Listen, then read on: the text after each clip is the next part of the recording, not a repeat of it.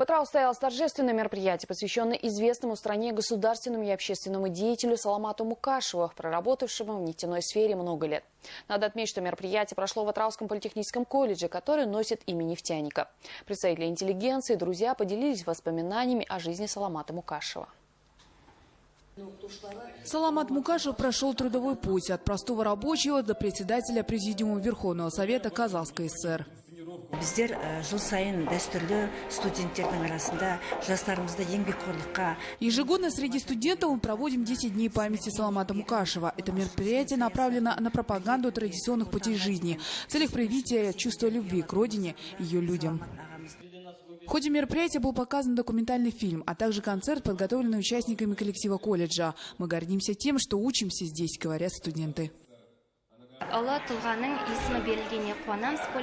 Мы будем трудиться на благо нашей страны и не очерним имени колледжа, где учимся.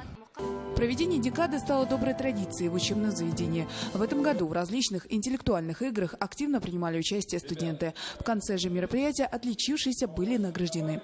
Гульмира Сутубаева, Айбану Житкинчек, Медета Диетов, служба новостей.